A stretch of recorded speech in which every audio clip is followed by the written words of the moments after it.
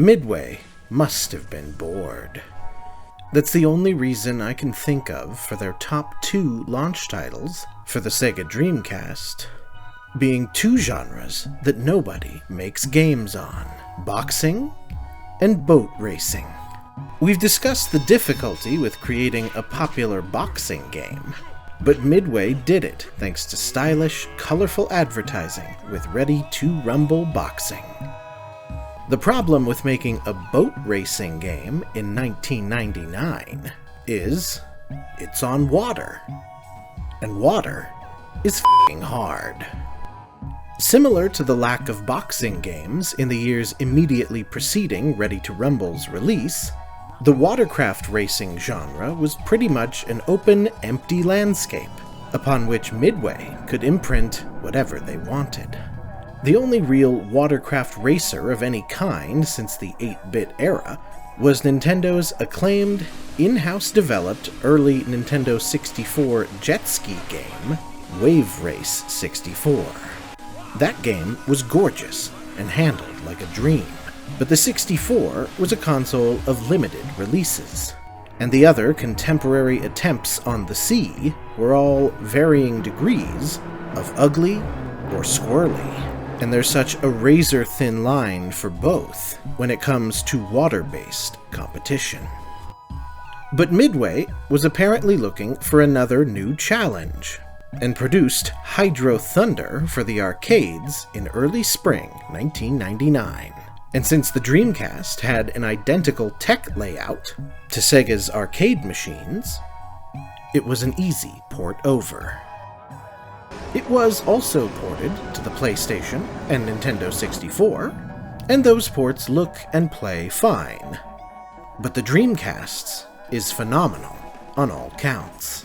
The water effects, a notoriously difficult thing to animate, look tremendous, and what feel like very realistic floating physics. The levels are cartoony but vivid, with a handful of turns and drops that legitimately wowed me.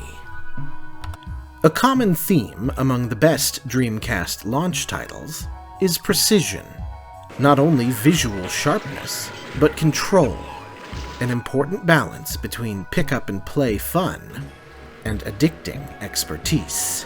And Hydro Thunder for the Dreamcast has some of the most responsive controls I've ever experienced in a racing game.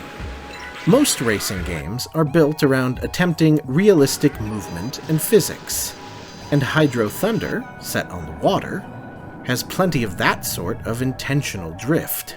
But maybe no racing game I've ever played is able to so quickly and accurately act out the intention of your turns.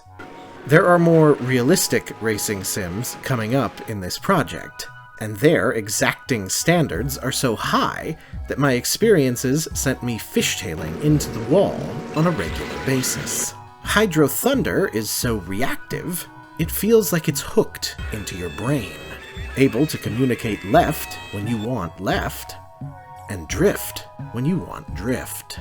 That sense of aim feels notable, especially for a series for enormous crafts set on water, and especially when so much of the difference between winning and losing is being able to angle yourself to get power-ups strewn about the level. Now, this is not to say that Hydro Thunder is in any way easy. Just because your boat is responsive, and you can get all the power-ups, doesn't mean that you're racing against a bunch of chumps, and you can cruise through the levels.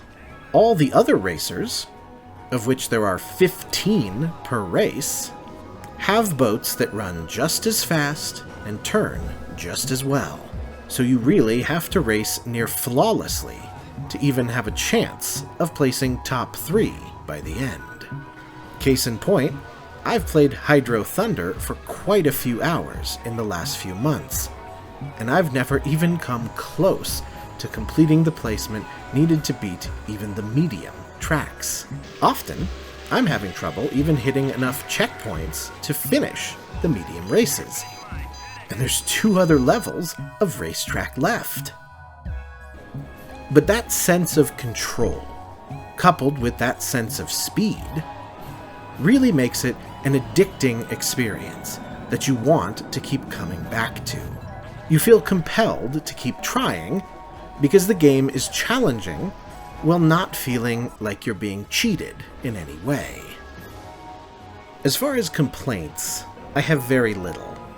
Although there's definitely some very 1999 cultural insensitivity built into some of the exotic levels. Case in point, there's a jungle level that has natives throwing spears at you from the shoreline. Also, I laughed very hard that the medium levels name a specific lake in Utah, but homogenize the entirety of countries in Eastern Asia as the Far East, which is then filled with a bunch of random, stereotypical hip and gable roofs.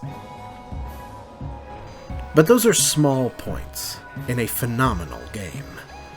One I've played much, much longer than I had to for a stream or to obtain footage for this video.